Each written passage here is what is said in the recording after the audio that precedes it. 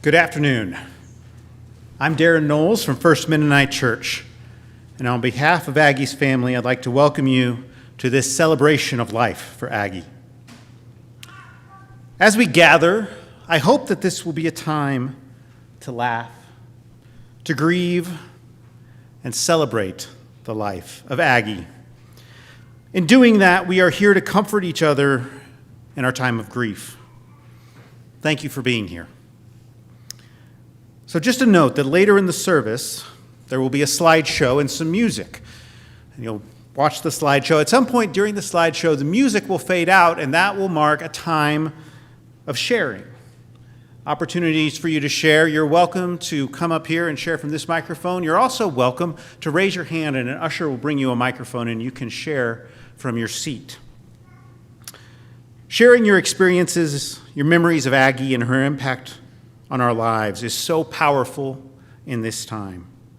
So perhaps you start reflecting now if there's a memory or an impression that Aggie made in your life. I know the family would deeply appreciate hearing from you. So again, that will be later. The slides will continue on so you can see those while the sharing continues.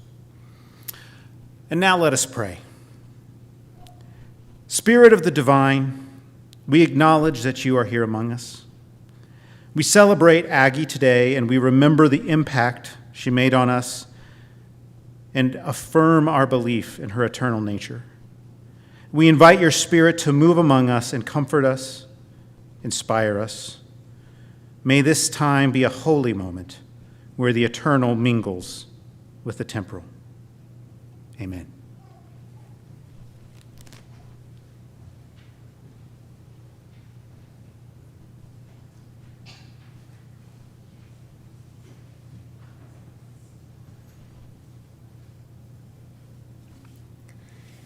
When you have come to the edge of all the light you have and must take a step into the darkness of the unknown, believe that one of two things will happen.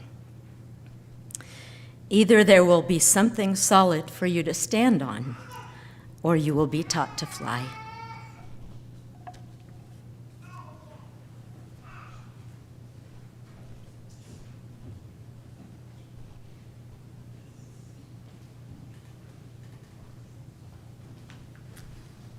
Good afternoon. One of the things I think Aggie really liked was singing, and so we're going to do some of that this afternoon. Our first hymn we're going to sing is When Peace Like a River, number 617, in the purple hymnal. There's a blue hymnal and a purple one. We'll be using the purple one, number 617. I invite you to stand.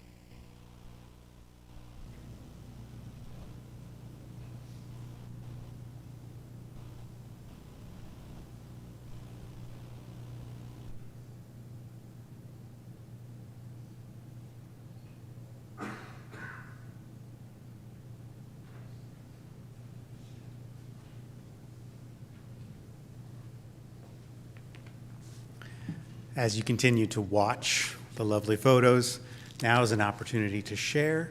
Again, you're welcome to come up here, or if you'll just raise your hand, a mic will be brought to you. So let's just sit and share for the next moments.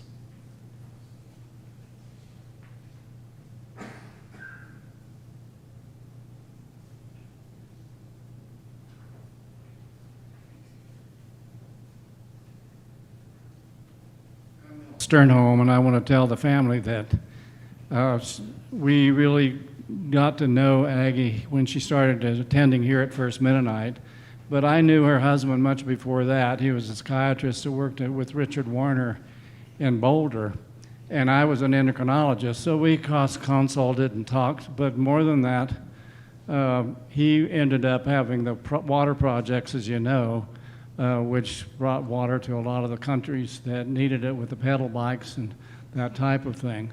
But also, I don't know how many of you know it, but he and Richard Werner also started a pharmacy in the Boulder area where the patients actually worked there. So they weren't paid, they volunteered. And that was, again, one of the things that I think Paul was very creative. But Aggie, along with him, had to be creative also. And I see in the bulletin that she did a lot of things that I'm not sure I was aware of. I think we oftentimes get to know people through their obituary instead of through their real life, which isn't shared. But anyway, I just want to say that even though we age, her heart was always young.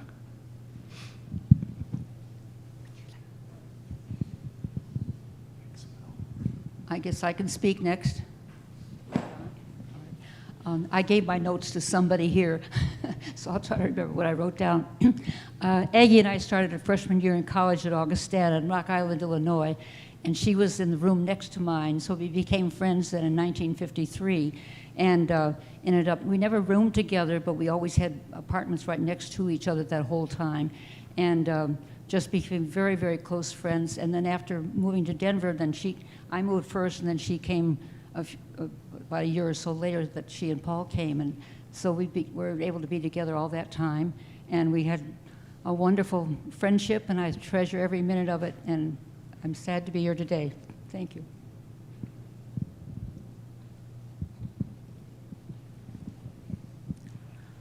I'm Betty Jansen, and hi, Lauren. When Dan and I returned from working in Nepal with MCC for many years, we ended up in Arvada, knowing nobody, ended up going to Arvada Mennonite Church, and we met Aggie. Aggie not only welcomed us, but she introduced us to the members of the community that called themselves Hillock Farms. And Aggie was the one that encouraged us to buy a house close to theirs so we could be part of the community. So our house was on the backs up to our Arvada Mennonite Church, and they just lived down the corner. We shared many weekly evening meals together. We had 2 preschool children, Kenneth and Bernice, and many pictures of Amy, Catherine, and Laura dressing them up in all of their dress-up clothes. We have so many happy family memories of those 4 years that we lived there before going back to Nepal, and certainly many fond memories of Aggie's welcome, introducing us to the community, and for all the good times we had just chatting around the evening meals in your yard. So it's nice to be here and to have those memories activated. I just want to add, our daughter Bernice is in Longmont, and she very much wanted to come to meet all of you, but she couldn't come, so her greetings to you.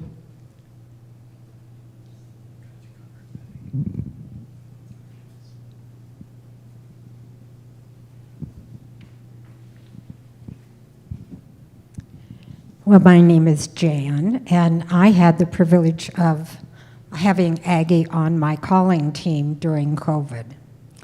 And so we hadn't known each other very well before that time, but as COVID went on, we got to know each other fairly well, and we spent time visiting not only on the phone but also on FaceTime, and shared a lot of good memories. We both lost our spouses, and getting to know one another better.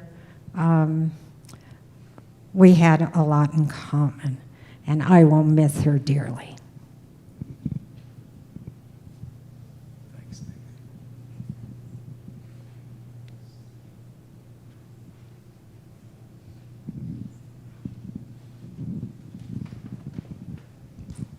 Hi, my name's Nikki. I have only had the pleasure of knowing Aggie for a year. I was at home with her. I lived in the basement, as she would tell everybody. We did a right into my mouth is what I'm being told to do. Okay, all right. So I lived with Aggie for the last year. She and I met on Craigslist, if you can believe that, thanks to the daughters. But I really feel very blessed to have known Aggie and to have been able to spend the last year of her life together. And I think that one of the things that was so unique is that we were both in big moments of transition. Her turning to face the unknown, and me sort of trying to figure out what I'm doing with my life. And I've gained so much wisdom and so much love from her and from this time I spent with her. And one of the things that she told me toward the very end of her life was that I just have to trust the process. And when she was asking me, about dying, and kind of asking me for any wisdom or, what she should be thinking about, I told her, you just have to trust the process. So really feel very peaceful knowing how loved she is, and I'm going to do my very best to trust the process moving forward. And this morning I was at the house up on lookout, and a female hummingbird came and hovered right near me for about 30 seconds, and I've never had that happen before, and she and I would watch the birds together, so it just felt very serendipitous. So thanks.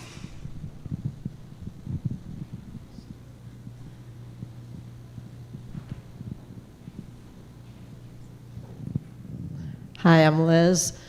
A memory I have of Aggie is that she found out my dad was a member of the Moose organization, and it seemed to be close to her heart since she grew up at Moose Heart. So one time he came out to visit me, this would have been about 2010, and she really wanted to meet him, and I remember how she spoke to him, and respectful and lovingly, and that meant a lot to me. So definitely have that connection with her, and just the last few weeks, months, been able to see her socially in a group that we've been associated with, so really have enjoyed time knowing Aggie.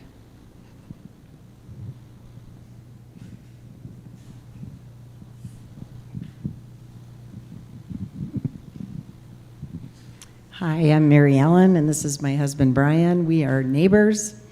We've known Aggie and Paul for 8 years, and wow, what a wonderful, wonderful experience it has been just to be next door, and both of them are just the most amazing people. I would, I guess, describe Aggie with gentle strength.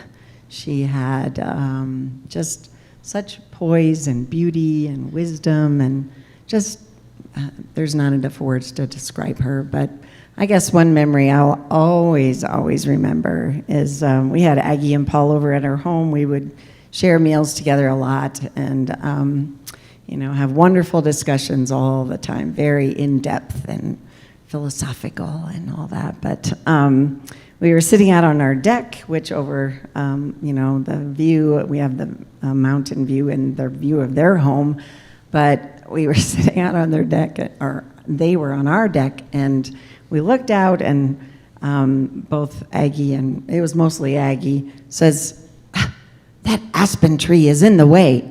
That has got to go because it was interfering with our nice little mountain view. But I wake up every day and I think of Aggie and, the gift that they gave us for that beautiful mountain view. So, thank you. Yeah, they were pretty special, and my wife is so grateful for that mountain view with that aspen tree gone. It got cut down the next day in 5 minutes. Yeah. Well, one of my memories is just from, I guess, last week or just recently when she was in the hospital. We didn't know she wasn't wanting visitors, so we showed up, and so we were able to see her. No one else got to see her, but we were able to go see her for a little bit. And I said, Aggie, I want to just share Psalm 23 with you. And so I started saying, the Lord is my shepherd. I shall not want. He makes me lie down in green pastures. And then she was word for word. She was right with Mary Ellen and I saying it together. And then we started singing, Great is thy faithfulness. And then she just joined right in. And prior to that, she was having trouble breathing. But then when I read when I quoted the scripture, and then she quoted it, and then when we sang together, when we were done, she had a calm, and her breathing was, a little more easy. But it was a sweet, sweet moment with our precious Aggie, dear, dear friend. So we love Paul and Aggie, and grateful for the time we've had with them.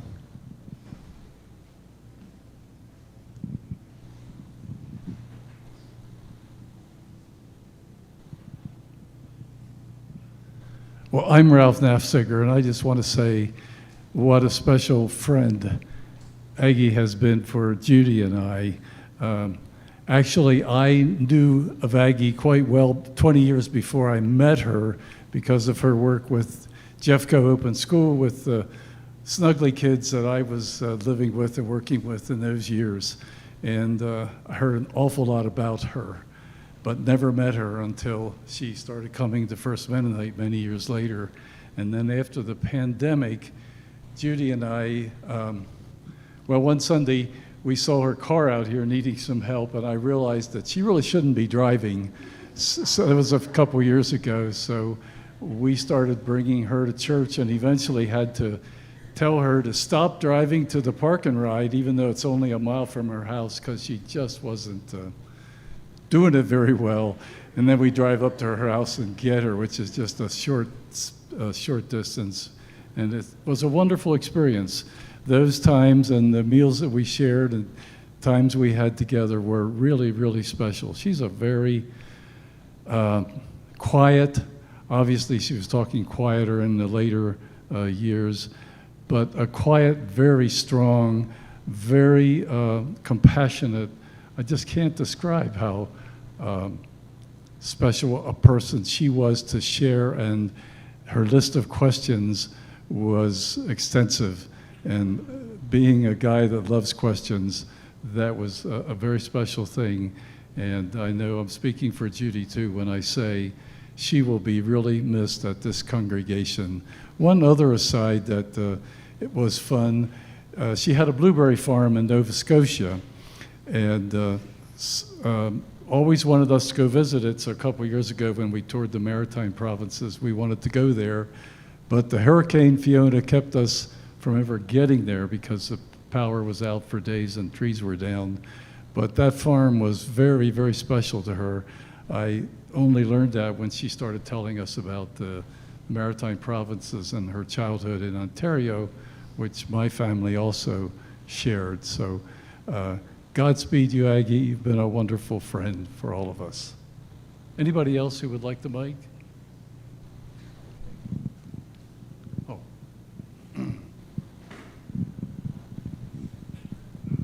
Hi, my name is Liz, and I'm on the team at IDE, which is one of the organizations that Paul, and I should say Paul and Aggie founded.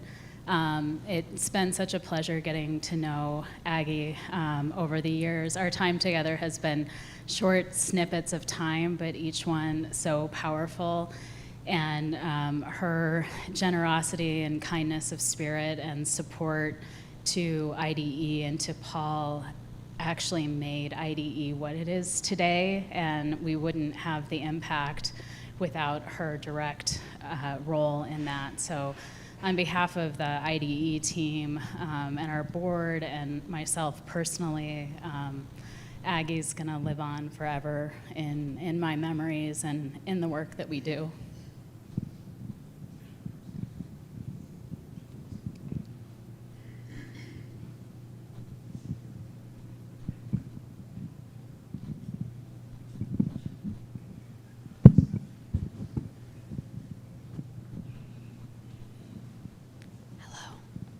I'm always scared when I pick up a mic. You all know, of course, that Aggie has 2 grandchildren, but she also has a truly staggering number of grandnieces, of which I am one. And something that I think is very good and very special is what a great number of young people that is who are going to remember her home, her life, her thoughts, her philosophies, all of the things that she imparted onto us. And so one thing that I always enjoyed was how calm life at Aunt Aggie's house was. So just sitting in the backyard with her, how completely silent and patient she was, especially when I was a young teenager and stumbling over my words. And I'm just so happy to know how many people are carrying on her memory and legacy. Thank you.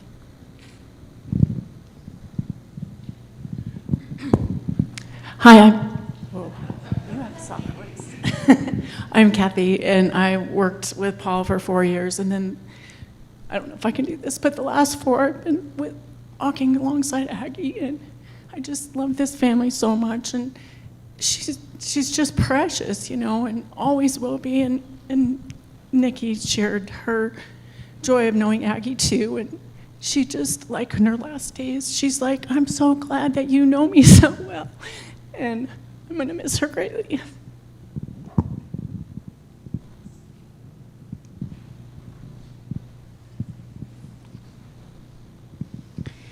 Hi everyone, my name's Stephanie, and this is Deb.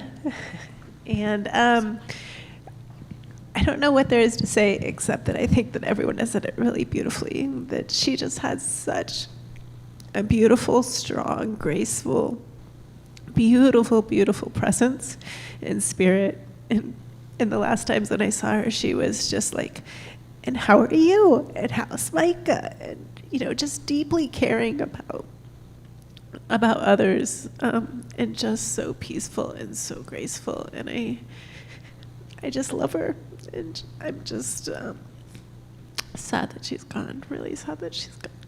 But I know that also she she was like, and we did IDE, and we helped all these people, and I was just really clear that she was responsible for all of the beauty that happened between them, and I loved their life. I loved their adventure, and I don't know what else to say. Oh, I just know that she also was ready to go. She was really clear that she was ready to go, and she was, I think, excited almost for like the next adventure, what's going to happen from here. And so I'm grateful to have seen that. Oh, we're a mess. I'm Deb, and I don't know how long I knew Aggie, probably 15 or 20 years. And the first thing I want to say is that it's sometimes really hard for people to make real friendships who are different ages. And Aggie was really good at that. So we had a real friendship. And a few things that some of the favorite things that I think about often when I think about Aggie is one time she talked about how strange it is to age. She talked about how strange it is to age a number of times that I can remember, but one of the times she said, it's weird because you're like in your 70s and you're aging and your body's aging, but inside of you is all the other ages you've ever been. Like you're still all those other ages inside of you, and I thought that was such a profound way to think about like who you are and how you change over time. There was another time that we were in the listening circle based on the work of Parker Palmer, and she had this great reflection about her own life, where she said, I'm a feminist, but when I was in high school, I was a cheerleader. what was that about? Anyway, it was such a delight to be with someone who could, be in her own time and also reflect on all these other parts of her own life. So, thank you. Hi, my name's Carl Zimmerman, and I moved to Colorado in 1963 with my wife, Rita Derju, the artist. And I want you to know that Aggie was not as perfect as you think. She was a bit devious. So in the fall, in September 1963, Rita and I are living down in Cherry Creek, and she tells me, Carl, I've got a lady that wants to look at art and wants to come over. And I said, fine, it's your art. I'm here, but I'll be out of the way. So in comes Aggie, Paul Polak, John Kelly, another psychiatrist, and they had a bottle of cream sherry, and they want to see some paintings, and they want to do a little talking and so on. So I joined them, and they had one child. Rita was not at that point pregnant with this guy, but was getting close. And the whole day wore on. We polish off all of the cream sherry, and Aggie says in her innocent way, I've got a babysitter at home and can't stay, but why don't you two come on over for dinner tonight? They were living at Maddie by the Sea in Denver. And so, yes, we go. Well, that was the start of a wonderful friendship. Aggie had met Rita when Rita was asked to take over someone's art class because the lady wasn't going to be there. And it turns out Aggie got a look at Rita and said, I want to get to know that person. So she cooked up the whole ruse of going over to meet us on a Saturday, drags us over to her house, and we got home about midnight or later and said, boy, wasn't that a wonderful evening? And after that, we did a whole lot of things together. Turns out they were married 3 weeks after we were. And so we ended up celebrating anniversaries together. Like the first Super Bowl, the second Super Bowl that the Broncos went to was 1995, I think, over in, and we went to, on a special deal, to go to France for $400. And Paul was going to go to see the Broncos play San Francisco, and I said, you can skip that. Why don't we all go for a week to Paris? Turns out it was cheaper to fly to Paris and stay for a week. And he dreamed up a way to get into a French bar that had the game on, which started at 1 in the morning, and we got shellacked, as the Broncos did in those days. So that was the 30th anniversary. And then the 40th and the 50th wedding anniversaries we celebrated down in Mexico. So what started as this innocent little meeting was set up by Aggie, who said, I want to meet this woman, and she's an interesting person. And Aggie, in her own right, was a gem.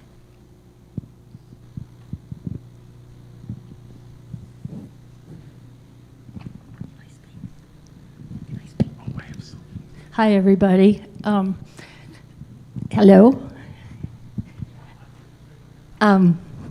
My name's Ann Olson, and Aggie and I were neighbors for 28 years. She lived just up the street from me in Lookout, and she loved to come to my garage sales because she really liked buying. I would sell older, used cashmere sweaters, which she absolutely loved. And she felt so great wearing a $2 cashmere sweater. She didn't care if it had any holes or any dirt or anything on it, but she really enjoyed that. And then a funny thing, that I had a wonderful dog, Hannah. And one season, I think it was, I'm not sure, I think it was Easter, my dog went over and stole a ham at her front, well, it was her back door. And my dog brought it to me just down the hill. And Aggie thought that was the funniest thing. She didn't get mad. I replaced it, of course. But my dog loved to go to her house and be so peaceful in the yard with the flowers and the hollyhocks and the poppies. And Catherine, her daughter, which one?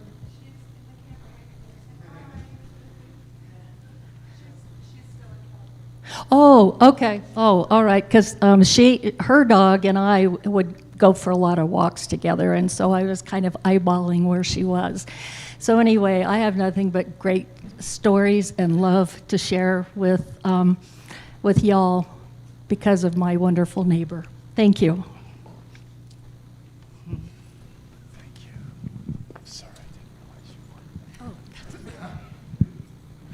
I should see the entire congregation, so it's because it's so fantastic.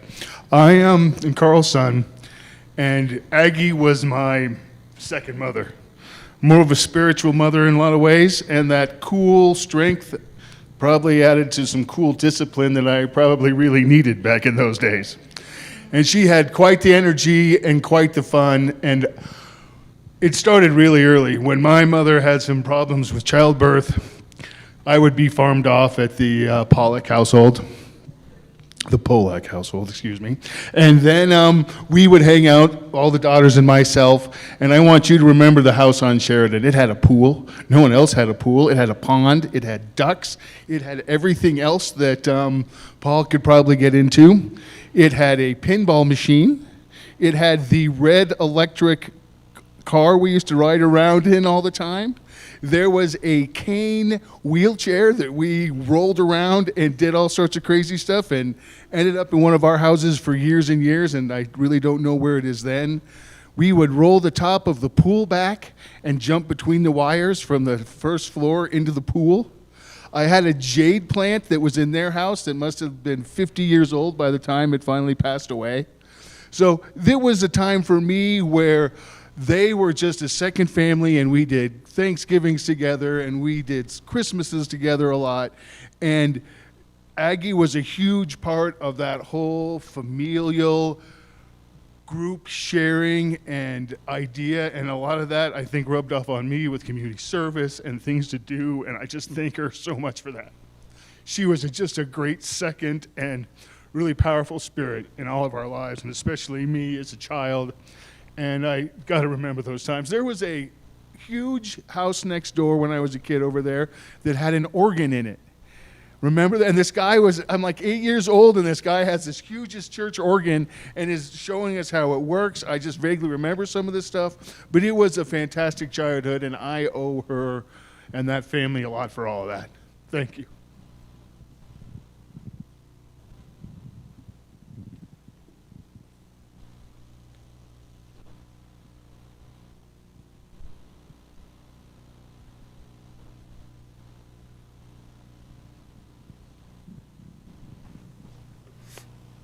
Thank you. What an absolutely fantastic time of sharing.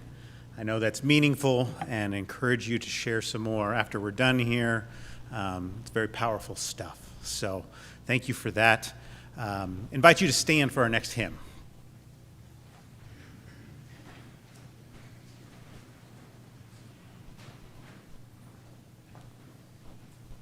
Great stories.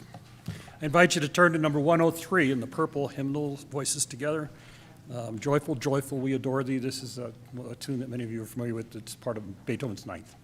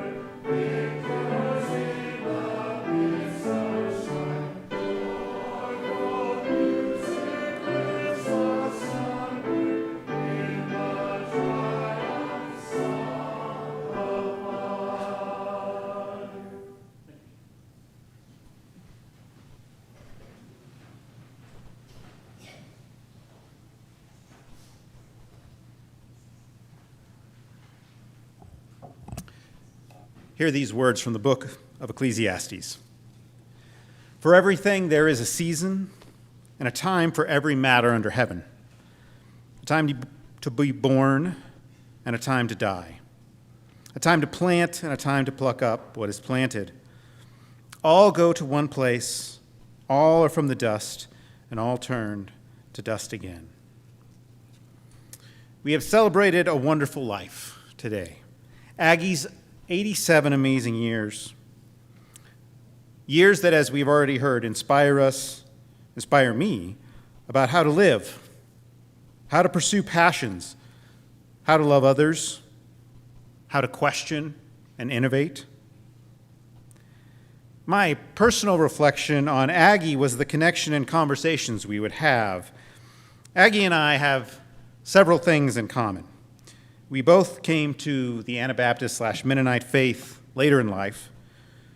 We were both educators at one point. We both studied at ILIF and both had pastoral experience. Most of the time after I preached, Aggie would come up to me and we would talk about the sermon. And just about a year ago, I preached a sermon on prayer here, and a few days later, I had already scheduled a visit to go see Aggie up on the mountain and visited her. We sat on her back porch in the warm sun, we ate strawberries, and we talked. It was a deeply nourishing time. Aggie's pastoral care, her theological, philosophical insights were and are so valuable to me. I'll miss talking with Aggie. our discussions about prayer, eternity, education, and Deb, we'd also talked about aging and how that goes. So, Aggie has spoken to us this morning. She picked out the poems that you'll see in the bulletin, what Amy read for us earlier, the benediction we'll have at the end, and I have tried humbly to offer a brief, I'll stress brief reflection this afternoon based off of discussions that Aggie and I had. So last Monday after Aggie passed, her family shared with me that her body will use a natural method of decomposition with water to create a nourishing water that will help grow plants, flowers, I think. It is a process that is environmentally friendly, where instead of her body being sequestered and encased from the earth, it is integrated as a more natural solution where Aggie will contribute to growing those flowers. In fact, Aggie was quite enthusiastic about this idea and specifically wanted you all to know about it. Isn't it just like Aggie to think about a solution, a creative solution that is good for the planet, nourishing, integrating back into the ecosystem? As the writer of Ecclesiastes wrote, there is a time to plant. We all know the rhythms of life, birth and death, spring to summer to fall, and then winter, from dust to dust. But that gap between the dusts, the moments we grace this earth with, those are what make a life. For Aggie's 87 years, her life was one of impact and love. And I find her life challenging in the best way possible, to live with the kind of conviction that she had. And just as Aggie's physical body will nourish and grow flowers, so her life and convictions leave impressions on us. Abby's impact will continue to nourish us, so we should hold on to it and cherish it.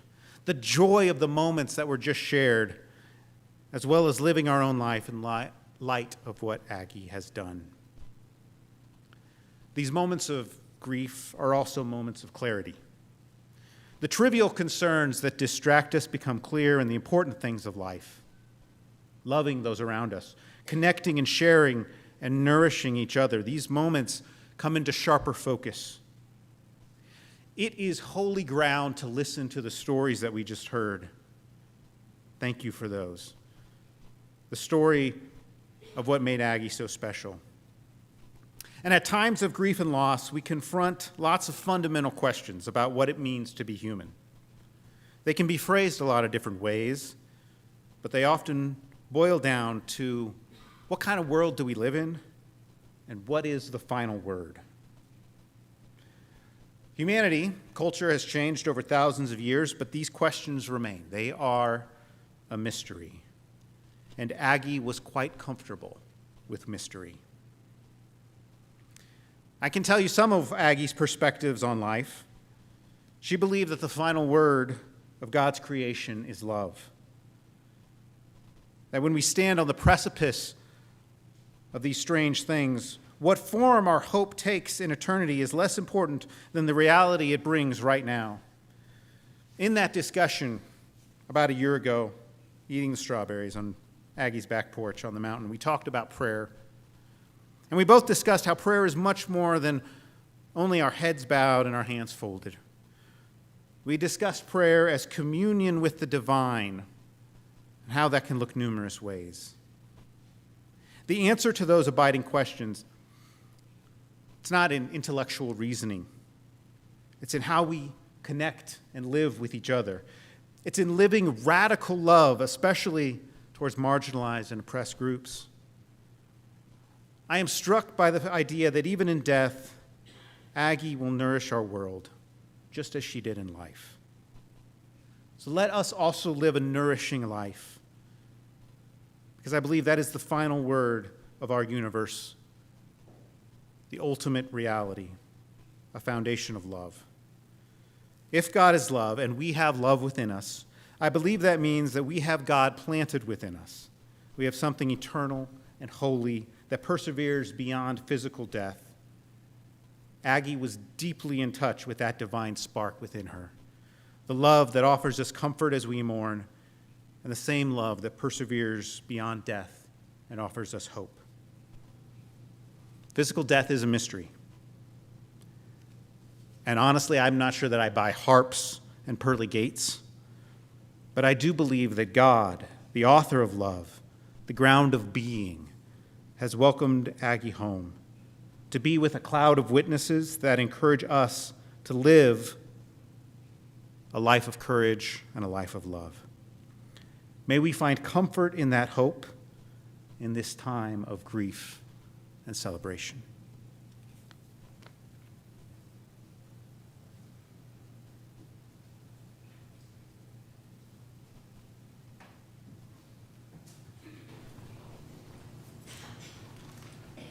I invite you to stand and turn to number 480 as our closing hymn this afternoon. I am the bread of life.